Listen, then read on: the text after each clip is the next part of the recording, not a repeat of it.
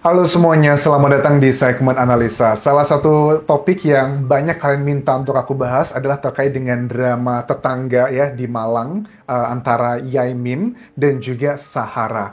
Apa yang sebenarnya terjadi di antara kedua tetangga ini? Ini aku coba rangkumkan dulu adalah wawancara Densu dengan Yaimin dan juga Rosida. Nama asli Yaimin itu adalah Muhammad Imam Muslimin, dosen filsafat di UIN sejak 1991 dan kemudian mengundurkan diri gara-gara banyak hal-hal drama yang menurut Yaimim dia ini difitnah dan diperlakukan tidak pantas. Oke, sebelum kita bahas lebih lanjut, ini ada video yang beredar di masyarakat. Dugaannya ini adalah dari Ibu Sahara nih yang diwawancara sama Densu. Dia minta maaf kepada Yaimim. Tetapi ini kayaknya belum ada di tayangannya Densu dan dugaannya ini mungkin dari editing ya. Dan sekarang beredar ke masyarakat. Coba kita simak cuplikan yang terlebih dulu sebelum kita bahas poin-poin apa saja yang ada dalam drama ini teman-teman. Selamat sore, Assalamualaikum. Waalaikumsalam warahmatullahi wabarakatuh. Iya, saya mohon maaf atas omongan saya yang kasar, perkataan saya yang kurang baik kepada panjenengan selama. Oke, itu adalah salah satu cuplikannya. Apakah betul itu adalah Ibu Sahara? Karena kita nggak tahu ya di era seperti ini kan takutnya AI dan sebagainya. Tapi kalau itu memang betul, kenapa sampai sekarang kasusnya belum selesai? Nah, kita akan coba bahas poin-poinnya. Yang pertama adalah begini teman-teman, rangkuman dari versinya yang ada di podcastnya Densu. Yang pertama adalah begini, awalnya kasus ini kalau aku tangkap ini kayak api dalam sekam. Maksudnya gimana?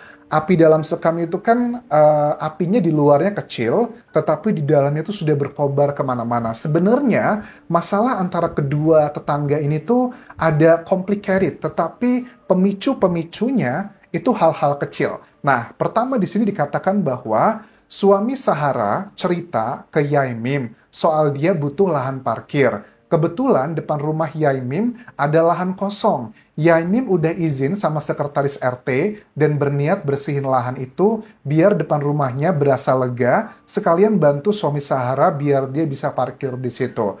Nah, aku lihat ini kan keterangannya bahwa Yaimim bilang membersihkannya itu sendirian, bahkan sampai kakinya luka. Terus sampai biaya yang dikeluarkan itu sampai 12 juta rupiah. Alasan dia kenapa membersihkan, biarin halaman rumahnya tuh luas dan rumahnya bisa kelihatan begitu loh dari jalan raya. Dan dia takut karena sering katanya ada ular masuk, binatang masuk, tujuannya adalah itu. Nah kemudian Yamin bilang bahwa ya silakan kalau mau dipakai buat parkir area depannya nggak apa-apa gitu loh.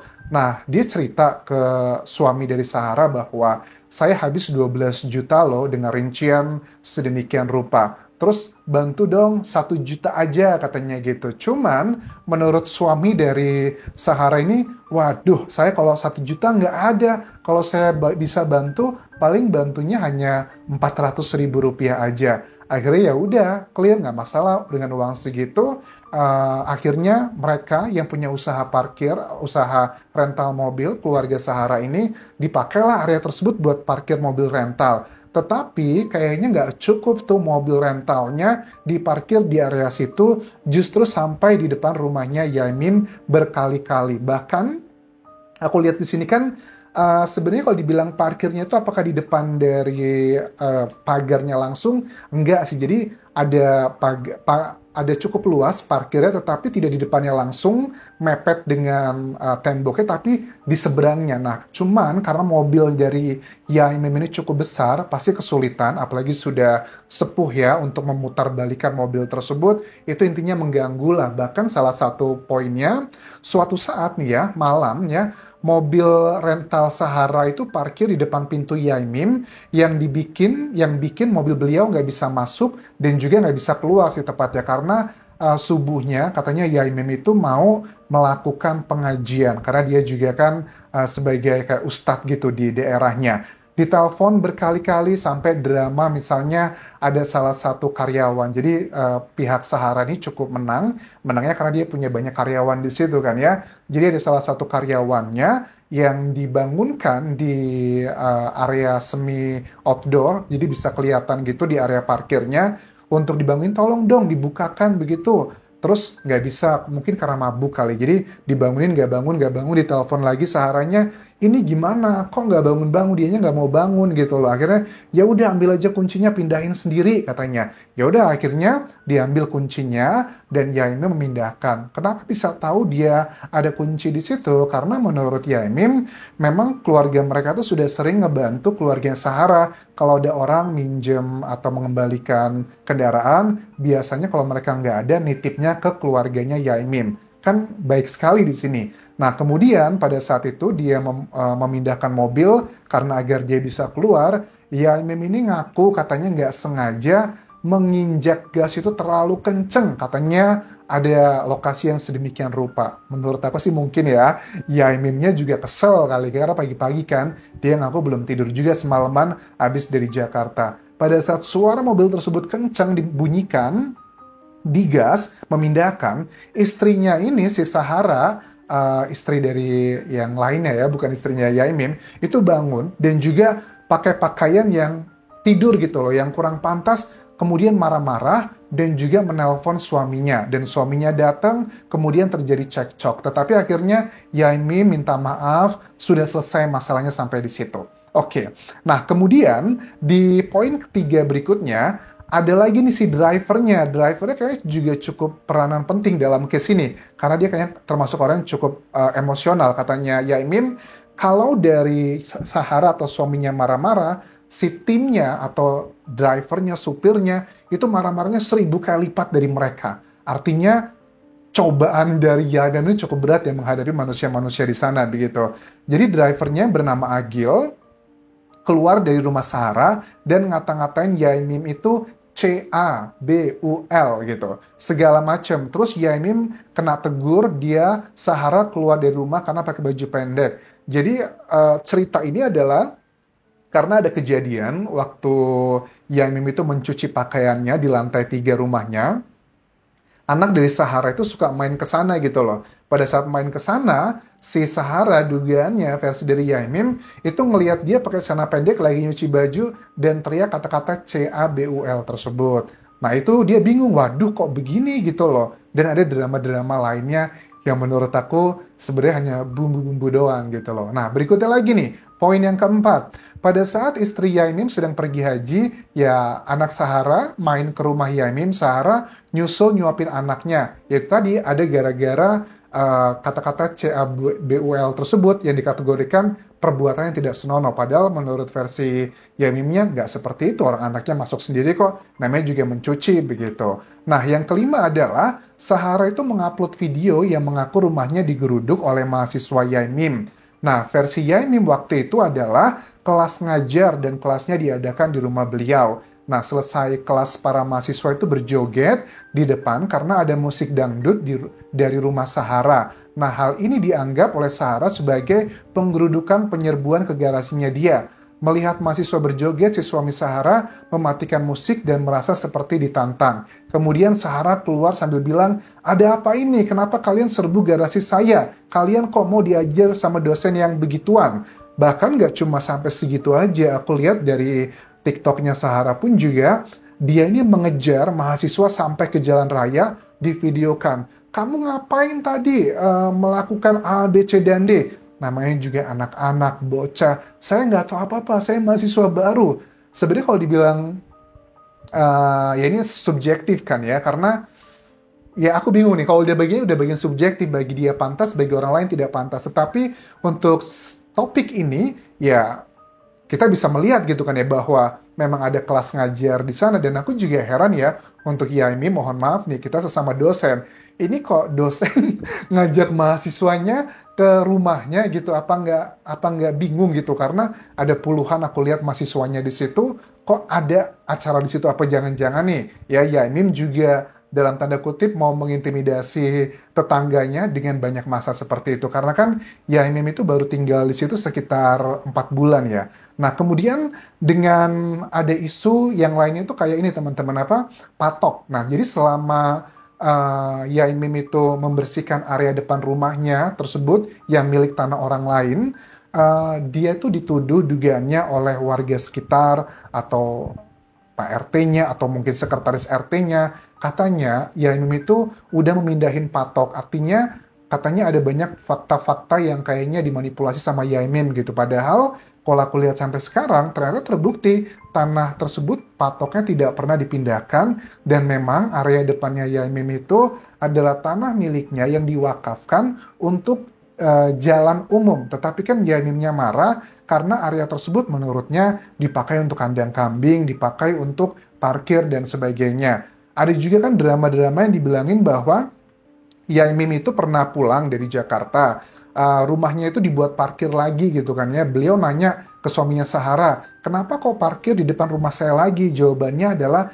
disuruh sama ketua RT. Padahal pas dicek itu bukan ketua RT ya, tapi adalah sekretaris RT-nya. Yaitu tadi dibilangnya katanya, kamu mindahin patok, itu area bukan tanah kamu, tapi adalah milik dari orang yang sudah mewakafkan di tempat yang lainnya. Dan masih banyak sih drama-drama lainnya teman-teman terkait dengan peristiwa ini. Kemudian juga Pak Rudi, pengembang itu yang mewakafkan tanah juga di sana. Itu kan kalau aku lihat di sini, tanahnya itu yang paling luas diwakafkan adalah miliknya Pak Rudi, pengembangnya. Kalau dari dari Yaimim itu yang diwakafkan paling sekitar 7 meter aja di bagian depannya. Tetapi kan itu menjadi permasalahan. Nah, dari peristiwa ini sebenarnya apa yang terjadi kalau menurut aku dengan versi-versinya itu versi dari Yaimimnya ya. Kalau versi dari Saharanya bilang bahwa tidak betul, saya menyewa rumah ini dengan tanah tersebut, itu bukan tanahnya Yaimim katanya. Bahkan pemilik rumah yang disewa oleh Sahara dan juga suaminya, itu katanya sudah diberikan ke Sahara dan Sofian, suami istri ini.